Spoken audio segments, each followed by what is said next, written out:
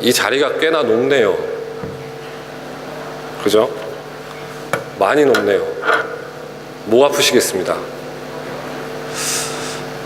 그러니까 앞자리에 앉으시라고 부탁을 못 드리시겠어요? 너무 목이 아플 것 같아서. 목이 좀 아프시더라도 우리 설교하고 말씀을 나눌 때는 가능하시면 저랑 같이 눈을 마주치시고 호흡하시고 그 말씀 속에서 하나님이 우리에게 무엇을 말씀하시는가를 함께 고민하고 함께 은혜를 나누는 복된 시간이 되시기를 소망합니다. 어느 한 선교사님이 아프리카로 선교를 가셨어요. 그 선교를 하던 도중에 그 부족원들 가운데 하나님을 경외하는 한 사람을 보게 됐습니다. 이 선교사님이 너무 기뻤어요. 그래서 그 사람에게 물었습니다. 하나님께서 그의 외아들인 예수님을 이 땅에 보내셔서 우리를 구원하여 주신 것을 믿습니까? 이 말을 들은 그 원주민은 아무 말도 하지 않고 낙엽을 긁어모으기 시작했어요. 낙엽을 한참을 긁어먹은 다음에 그 속에 벌레 한 마리를 집어넣고 불을 질렀습니다. 그리고 그 불이 활활 타오르게 되었을 때 그 원주민은 그 속에서 벌레를 살려주면서 이렇게 말했어요. 하나님은 예수님을 보내주셔서 우리를 이러한 불 가운데서 건져주셨습니다. 마치 우리의 모습이 이와도 같지요 라고 얘기했다고 합니다. 사랑하는 성도님들, 복음이란 무엇일까요? 복음이란 무엇입니까? 최병석 목사님이 쓰신 복음의 안기다라는 책이 있습니다.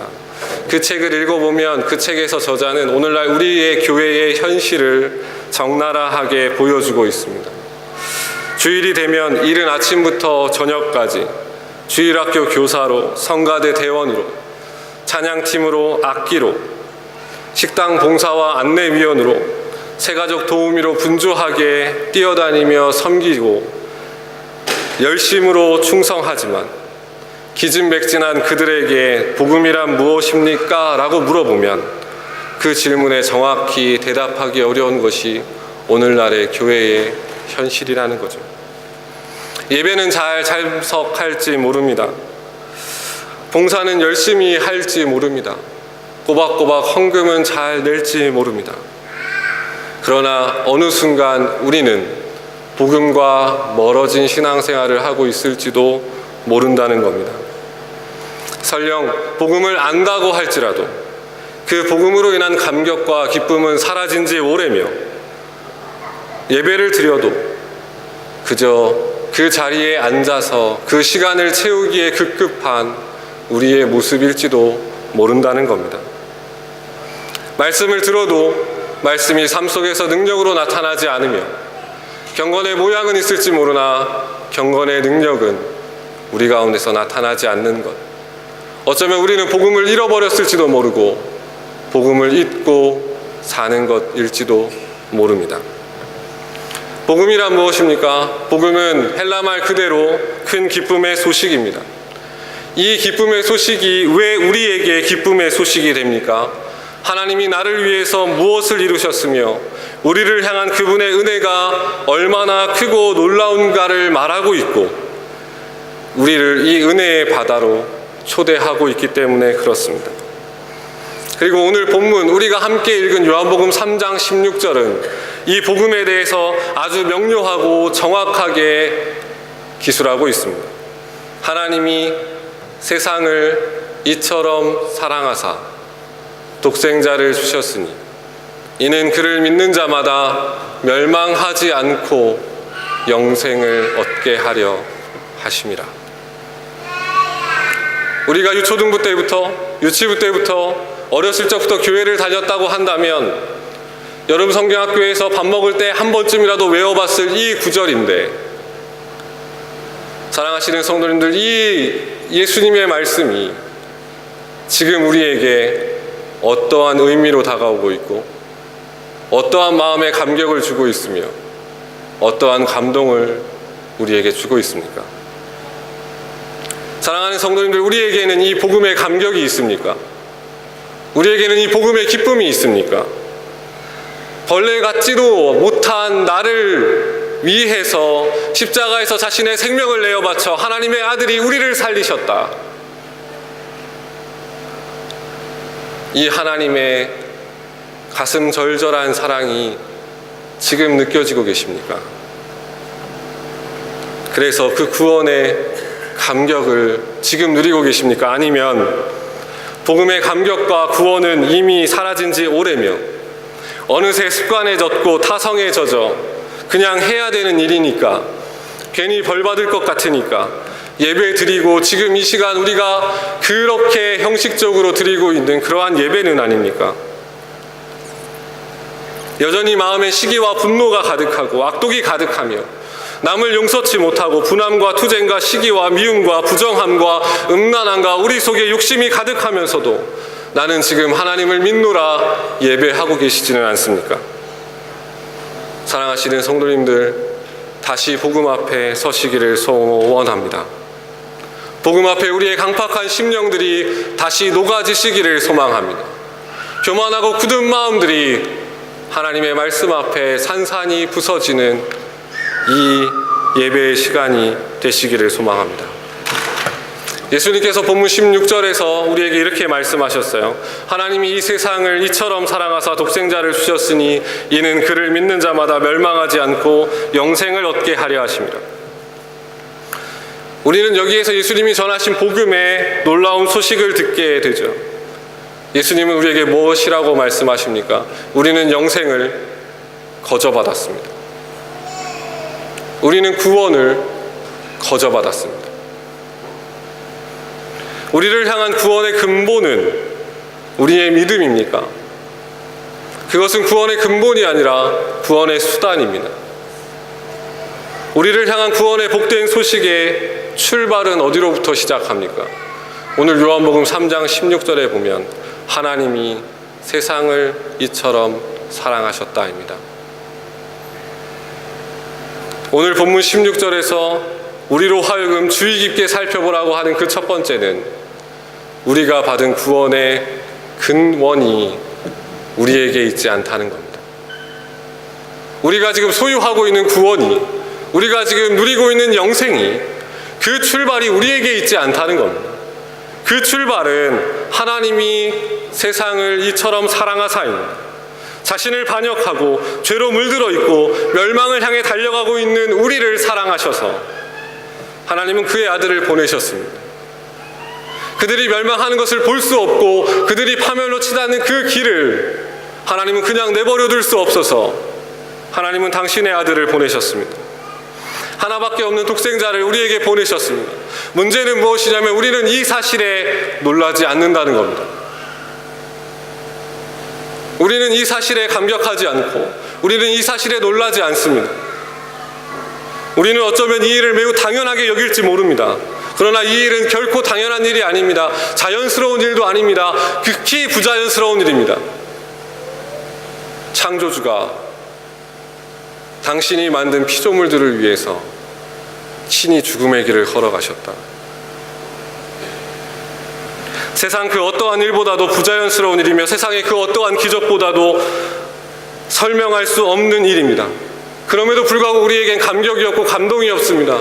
우리에겐 눈물이 없고 우리는 이 사실에 대해서 아무런 감격도 하지 않습니다.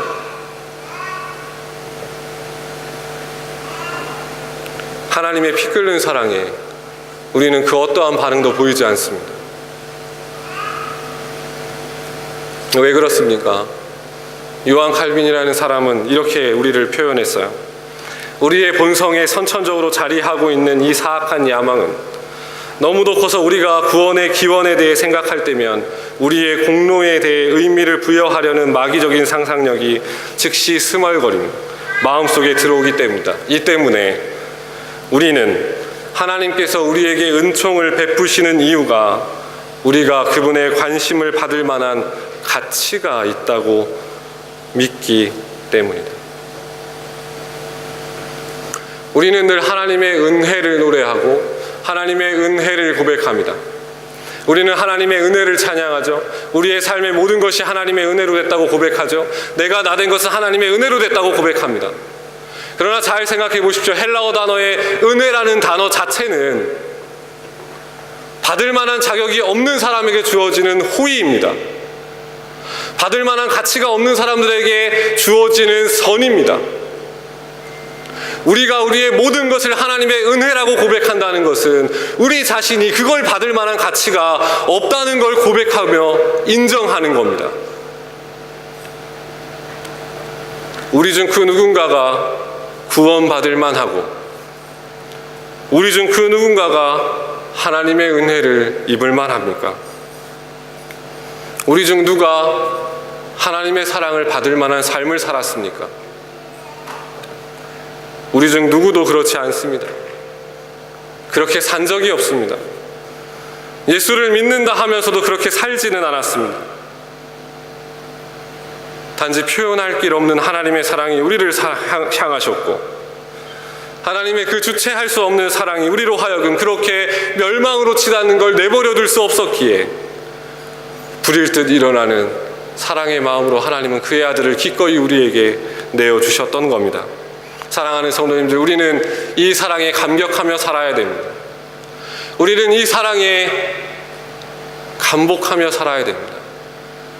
억지로 연기하라는 말씀이 아닙니다. 우리가 이 사랑을 깨닫고 이 사랑이 얼마나 큰지를, 그리고 그 사랑을 받을 만한 자격이 되지 못함을 우리가 깨닫는 즉시로 이 사랑은 우리로 하여금 하나님께 감격하게 만듭니다. 하나님에 대한 사랑에 대한 감격은 자연스러운 거지 연기가 아닙니다. 자연스럽게 흘러 넘치는 거지 내가 하고 싶어서 하는 게 아닙니다. 하나님의 진짜 은혜는 철저하게 나 자신이 어떠한 사람인지를 깨닫게 하는 은혜이며, 나 자신의 비참함을 깨달았음에도 불구하고 이러한 내게 베푸시는 하나님의 은혜를 바라보게 하는 은혜이며, 그 하나님의 사랑에 자복하며 겸손하게 무릎 꿇게 하는 것이 진짜 하나님의 은혜입니다.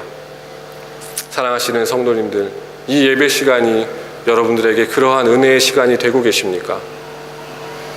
이 예배 시간이 정말 그러한 하나님의 은혜를 누리고 계시는 시간이십니까? 바라기는 이 예배가 그저 형식적인 예배와 습관적인 예배가 되지 않으셨으면 좋겠습니다.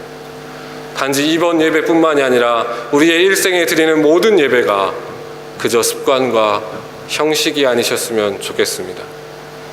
매 예배마다 하나님의 은혜를 누리시고 그 하나님의 사랑에 감격하며 감복하는 우리 모두가 되시기를 소망합니다. 두 번째로 16절에서 하나님의 사랑에 대해서 선포하고 있는데 예수님께서는 그 사랑을 이렇게 표현하십니다. 하나님께서 세상을 이처럼 사랑하사입니다. 하나님께서 우리를 사랑하신 건 알겠는데 하나님께서 우리를 이처럼 사랑하셨다라고 얘기하시는데 과연 이처럼은 무엇인가? 하나님께서는 우리를 어떻게 사랑하셨다는 말씀입니까? 본문 15절을 잘 살펴보시면 15절이 이렇게 기록되어 있습니다. 이는 그를 믿는 자마다 영생을 얻게 하려 하심이라입니다. 이 본문과 15절과 비슷한 본문이 16절 하반절에 나옵니다. 이는 그를 믿는 자마다 멸망하지 않고 영생을 얻게 하려 하심이라. 그러면 16절의 상반절은 어디에 있겠습니까? 14절에 있습니다. 우리가 늘 외우는 요한복음 3장 16절은 요한복음 3장 14절, 15절을 다시 재진술하는 겁니다. 요한복음 14절은 16절 상반절에 나오고 요한복음 3장 15절은 16절 하반절에 나옵니다. 그럼 요한복음 3장 16절에 하나님께서 이처럼 우리를 사랑하셨다는 말의 의미는 요한복음 3장 14절입니다. 본문 14절에서 예수님이 이렇게 말씀하십니다. 모세가 광야에서 뱀을 든 것 같이 인자도 들려야 하리니입니다. 이것이 곧 하나님이 세상을 이처럼 사랑하사입니다. 민수기 21장에 보면 하나님의 백성들이었던 이스라엘 백성들이 하나님께 원망과 불평을 쏟아놓다가 불뱀으로 심판을 받은 사건이 기록되어져 있습니다. 그때 하나님께서 그들을 불쌍히 여기셔서 그들을 구원하시고자 모세로 하여금 놋뱀을 만들어 장대에 들게 하죠. 그리고 그 녹뱀을 쳐다보는 사람들마다 하나님께서 그들의 생명을 구원해내십니다. 예수님도 이와 같습니다. 하나님을 의도적으로 거역하고 하나님 앞에 죄를 일삼는 그의 백성들을 구원하시기 위해서 예수님도 나무에 달리셔야만 했습니다. 모세는 나무 막대기에 뱀을 만들어 달았지만 예수님께서는 친히 나무에 달리셔야만 했습니다. 14절에 들려야 하는 헬라어 단어 휩소테나이라고 하는 단어는 본래적인 의미로 어디에 달리다, 매달리다, 들리다 이런 의미도 있지만 또 다른 의미로 찬양을 받다 혹은 영광을 받다라는 의미도 있습니다. 오늘 본문이 우리에게 이야기하는 것, 하나님의 사랑은 우리에게 이렇게 나타났는데 곧 예수 그리스도의 십자가라는 겁니다. 우리를 향한 하나님의 사랑은 예수 그리스도의 십자가에서 죽으심으로 나타났다 이겁니다. 성경이 증언하는 바 이것보다 더 큰 사랑은 없으며 우리를 향한 하나님의 더 기적적인 사랑은 없습니다. 그런데 우리는 자꾸 하나님의 사랑을 우리 주변에서 일어나는 일들로 판단하려고 합니다. 지금 내게 어떠한 일들이 일어나고 있는가를 가지고 하나님의 사랑을 판단하려고 합니다. 내게 좋은 일이 일어나면 하나님이 나를 사랑하시는구나 라고 생각합니다. 그러다가 조금이라도 버거운 일이 생기고 어려운 일이 생기며 내 뜻대로 되지 않고 고난과 시련의 때가 찾아오면, 곤고한 날이 찾아오면 내 기분과 내 마음에 맞지 않으면 우리는 하나님의 사랑을 의심합니다. 하나님이 나를 떠나셨다고 생각합니다. 하나님이 나를 버리셨다고 생각합니다.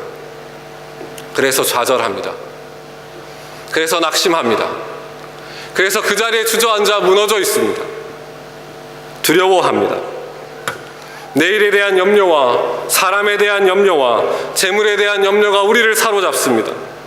돈 많은 사람들을 부러워하다가, 나보다 세상적으로 좀 더 잘난 사람들을 부러워하다가 자신의 모습을 보니 텅 빈 공허함과 무너진 무력감에 그저 하루하루를 마지못해 사는 사람들처럼 살아갑니다. 예배를 드려도, 찬양을 불러도, 기도를 해도 그저 냉랭한 가슴으로 허공을 칩니다. 왜 그렇습니까? 왜 하나님의 사람들이 그렇게 살아야 합니까? 하나님이 우리를 그러라고 이 땅에 보내신 것이 아닙니다. 하나님이 우리로 하여금 그렇게 시시하게 살라고 이 땅에 우리를 보내신 것이 아닙니다. 그런데 우리는 하나님의 자녀들이라 하면서 왜 그렇게 삽니까? 왜 그렇습니까? 왜 환경 탓하고 환경 바라보고 왜 나는 이것밖에 안 되나 늘 자책하십니까? 우리 안에 하나님의 사랑에 대한 감격이 사라져버렸기 때문입니다. 예수 그리스도의 십자가 앞에서의 눈물이 어느새 말라버렸기 때문에 그렇습니다. 우리가 그리스도의 십자가 앞에 처음 서던 그날을 생각해 보십시오. 믿음으로 주님 앞에 처음 나아갔던 날을 생각해 보십시오. 우리의 형편과 우리의 상황이 그 이후로 달라졌습니까? 아닙니다. 그러나 그때는 세상을 이겨낼 수 있었습니다. 어떠한 고난과 시련과 역경이 찾아와도 그리스도의 십자가 앞에 무릎 꿇고 나아가 다 이겨냈습니다. 그런데 어느새 우리 안에 하나님의 사랑에 대한 감격이 사라졌습니다. 십자가 앞에서의 우리의 눈물은 가뭄이다 못해 기근과도 같아졌습니다. 우리 주님은 우리에게 이렇게 말씀하실 것입니다. 내가 너를 사랑해서 십자가에서 내 몸을 찢고 내 피를 쏟고 내 물을 쏟았다. 내 목숨을 버리면서 너에게 영생을 주었다. 그런데 너는 더 무엇이 필요하니? 이 사랑이면 안 되겠니? 이 사랑이면 충분하지 않겠니? 이 사랑이면 족하지 않겠니? 너의 인생의 무게가 그렇게 무거우니, 인생이 그렇게 견디기 힘드니, 난 십자가에서 너의 모든 죄의 짐을 지고 죽었다. 사랑하는 성도님들, 지금 힘이 드십니까? 지금 예배를 드려도 아무런 감격과 감사가 없습니까? 그저 이 자리가 그냥 따분하고 지루하고 피곤하고 빨리 끝났으면 좋겠다 하는 자리십니까? 내 삶의 문제가 급급한데, 내 앞에 처해 있는 현실이 다급한데 무슨 예배가 중요하냐고 생각하십니까? 삶의 무게와 문제들을 견디기 힘들어 낙심과 절망 속에 계십니까? 아니면 눈물 나는 현실 속에 그냥 주저앉아 계십니까? 우리에게 필요한 건 하나님의 사랑을 다시 회복하는 일입니다. 그 구원의 감격과 그 구원의 은혜를 다시 회복하는 일입니다. 사랑하시는 성도님들, 십자가 앞으로 가시면 됩니다. 예수 그리스도의 십자가 앞으로 가시면 됩니다. 우리를 위해서 피 흘리고 계시고 물과 피를 쏟고 계시는 예수 그리스도의 십자가 앞으로 가시면 됩니다. 그러면 그 예수님의 보혈이 우리를 새롭게 하실 겁니다. 그 표현 못할 하나님의 사랑이 우리를 다시금 일으켜 세울 것입니다. 죽기까지 사랑하신 그분의 사랑이 우리의 심령을 가득 채워 찬양하지 않고는 견딜 수 없는 하나님의 은혜가 우리를 사로잡을 것입니다. 하나님의 사랑은 예수 그리스도의 십자가입니다. 오늘 그 예수 그리스도의 십자가 앞에서 사도 바울의 고백처럼 모든 두려움을 내어 쫓는 하나님의 사랑으로 충만해지는 우리 모두가 되시기를 소망합니다. 마지막 세 번째입니다. 본문 16절에 기록되어 있는 예수님의 말씀, 곧 하나님께서 그의 사랑으로 예수 그리스도를 통해 구원받은 우리들에게 주시는 선물이 있습니다. 그건 곧 영생입니다. 로마서 1장 16절에서 사도 바울은 이렇게 고백합니다. 이 복음은 모든 믿는 자에게 구원을 주시는 하나님의 능력이 된다. 그런데 우리는 자꾸만 이 영생을 죽으면 받는 것이라고 생각합니다. 오늘 본문 16절에서 예수님께서는 우리에게 이 복음의 위대함, 복음의 능력이 무엇인지를 보여주는 말씀을 하십니다. 16절 하반절이 이렇습니다. 이는 그를 믿는 자마다 멸망하지 않고 영생을 얻게 하려 하심이라. 그런데 여기에 쓰여져 있는 멸망하지 않고에서 멸망하다라는 헬라어 단어 아폴로미는 과거형입니다. 과거의 일입니다. 끝난 일입니다. 더 이상 해당되지 않는 일입니다. 과거의 사건으로 끝입니다. 더 이상 지금 우리와 아무 상관이 없습니다. 더 놀라운 건 무엇이냐면 영생을 얻게 하려 하심이라고 했을 때 영생을 갖다 소유하다라는 헬라어 단어 에코는 현재형입니다. 지금 있는 겁니다. 지금 받은 겁니다. 지금 소유하고 있는 겁니다. 미래에 우리가 받겠다가 아닙니다. 지금 소유하고 있는 것이 영생입니다. 우리가 예수를 믿은 그 날로부터, 우리가 예수를 구주로 영접하고 그 예수님을 우리의 주님으로 영접한 그 날로부터 영생은 우리에게 이미 주어진 겁니다.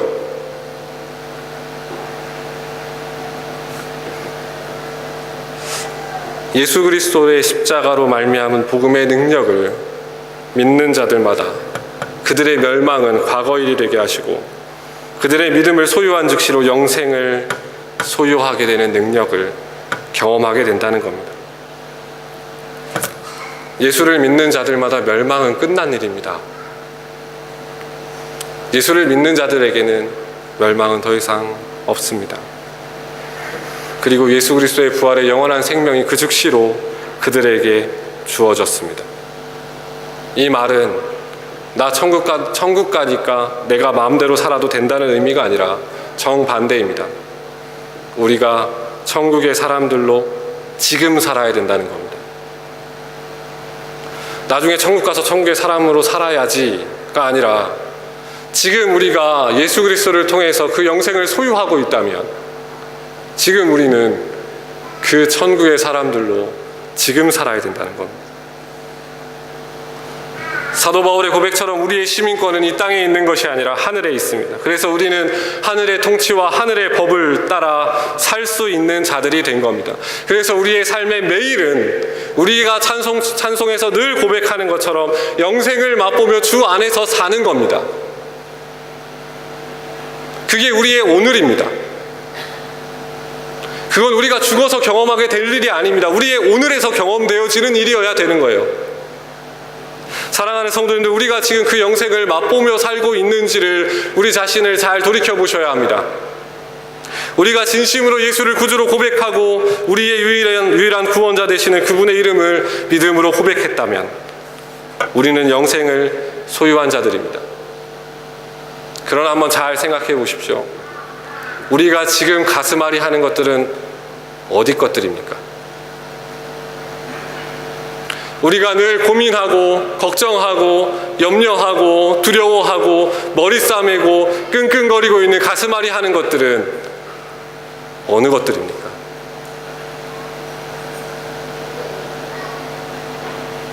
하늘의 시민권을 소유하고 하늘의 백성이 되어서 영생을 소유한 자들로 영생을 맛보며 살아가는 우리들이 왜 땅의 것들로 가슴앓이 해야 합니까? 왜 땅의 것들로 마음 아파해야 합니까? 눈에 보였다가 금방 사라질 것들, 남들과 늘 비교해 가면서 땅의 것들이 내게 없다고 왜 우리는 가슴을 치며 살아가고 계십니까? 다 가져가지도 못하는 것들에 왜 그렇게 마음을 두고 그것들을 갖지 못하여 부들부들 떨며 사십니까?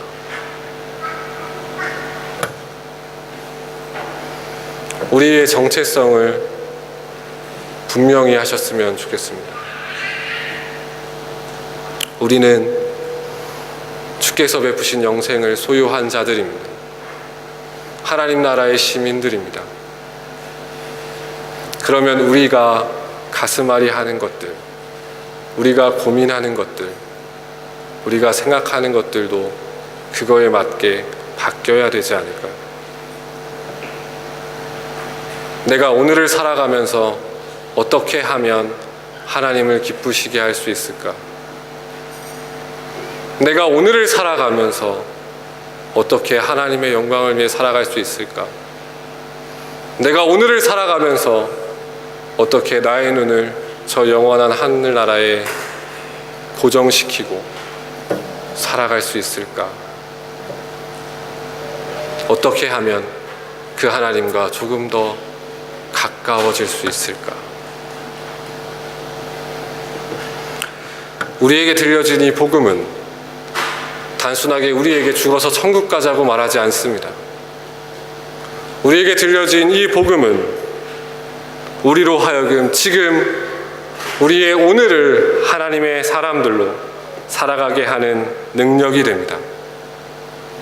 사랑하시는 성도님들, 우리 안에 이 예수 그리스도께서 주신 영생이 있다면 이 복음의 능력을 회복하시기를 소망합니다. 이 복음의 능력이 우리 가운데 있어 우리를 통해서 우리와 함께한 모든 자들이 영원한 것들의 가치를 깨닫게 되는 놀라운 역사들이 일어나기를 소망합니다. 다시 십자가 앞에 설 때 이 일은 우리 가운데 회복될 것입니다. 다시 그리스도의 십자가 앞에 설 때 우리 가운데 복음의 능력이 다시금 회복되어질 것입니다. 이러한 능력이 우리 가운데 있기를 주님의 이름으로 소망합니다. 말씀을 정리할게요. 저 말씀을 정리하면서 제가 영상을 하나 가져온 게 있는데,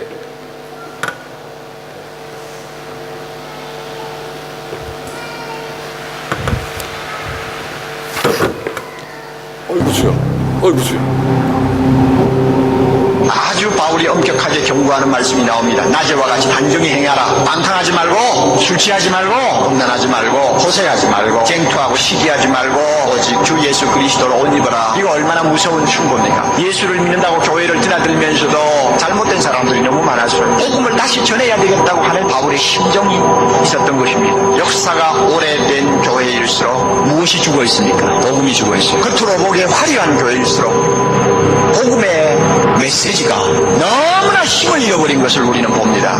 십자가 앞에서 다시 한번 깨어져야 될 사람이 교회 안에 있고, 하나님의 사랑 앞에 그 굳고 편안한 마음이 녹아져야 할 사람이 바로 교회 안에 있고, 예수의 이름 앞에 자기 자신이 완전히 산산조각이 나는 은혜를 받아야 할 사람이 교회 안에 있고, 예수의 복음이 전파될 때 성령의 역사를 한번 입고 그 안에서 다시 태어나야 될 사람이 교회 안에 있고, 예수를 믿는 사람에게 복음이 얼마나 필요한가. 믿음이 좋다고 소문난 로마 교회에, 믿음이 좋다고 소문난 사랑의 교회에 복음이 얼마나 필요한가. 믿음이 든든해지면 그 다음에 구원의 감격이 옵니다.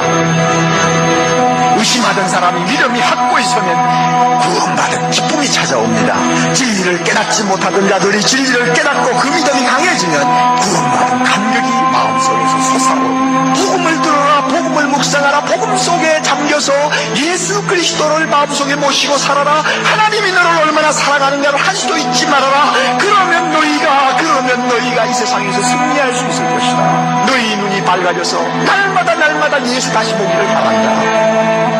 너의 마음 눈이 밝아져서 날마다 십자가를 바라보고 가까이 다가가기를 바란다. 오늘 이 자리에 앉아있는 사랑하는 형제자매 가운데서 많은 분들이 복음으로 다시 태어나야 할 위치에 있다고 저는 생각합니다. 다 안다고 하는 마귀의 생각을 부리치십시오. 또 그 말한다고 하는 마귀의 음성을 부리치십시오. 여러분은 이미 감격이 식어있는 사람들이, 우리 모두에게는 복음의 감격, 구원의 감격을 회복해야 될 절실한 필요성을 우리는 느낍니다. 그와 같은 감격만 지속될 수 있다면 세상 아무리 더럽고 숨막혀도 우리는 넉넉히 이기고 살 수가 있습니다. 여러분, 예배만 보고 그냥 가실래요?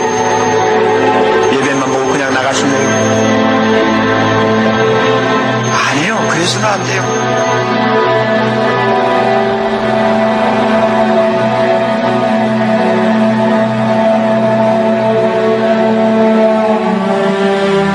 호흡하는 목사님의 사랑의 교회 설교 중에 일부분입니다. 사랑하시는 성도님들, 오늘도 그냥 돌아가시겠습니까? 냉랭한 가슴으로 앉아서 정해진 시간을 채우면 우리의 본분은 다 했다고 생각하며 오늘도 그냥 돌아가시겠습니까?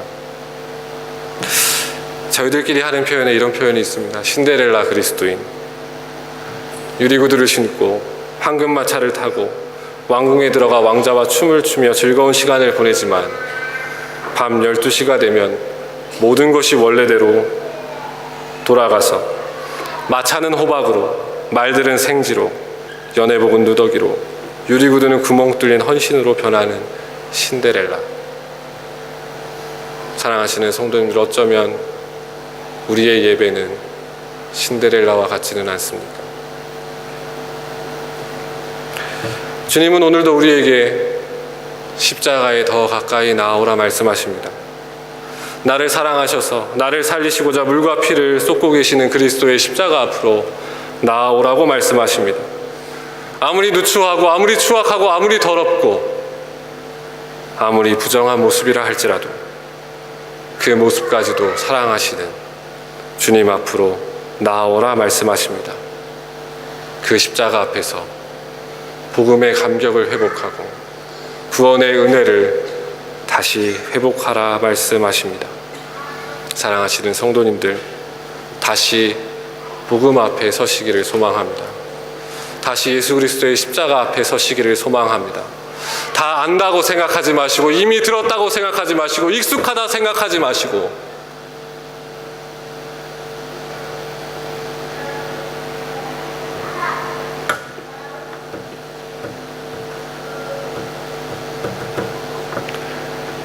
우리를 향하신 피 끓는 그리스도의 사랑을 다시금 회복하시기를 간절히 소망합니다. 이러한 은혜가 우리 가운데 있기를, 또 우리의 평생의 삶에 있기를 살아계신 주님의 이름으로 축원을 드립니다. 잠깐 기도하겠습니다. 하나님 감사합니다.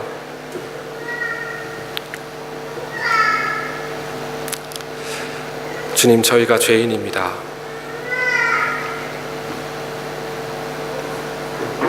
타성에 젖었고 익숙한 것에 젖었으며 늘 형식과 습관을 채우기에 급급했던 우리의 모습들을 주님 앞에 다 내려놓습니다.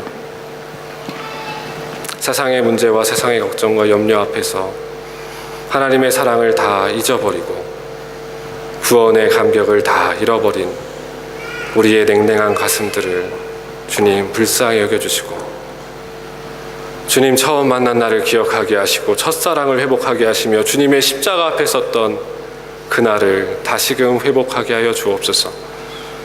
하나님, 우리의 예배가 그저 왔다 그저 돌아가는 발걸음 되지 않기를 간절히 소망합니다. 한량없는 주의 은혜를 우리에게 부으셔서 우리로 하여금 불일 듯 일어나는 복음의 능력과 구원의 감격이 능히 이 한 주도 이 세상을 이기고도 남음이 있게 하는 놀라운 역사를 보게 하여 주옵소서. 감사드리며 예수님의 이름으로 기도드렸습니다. 아멘.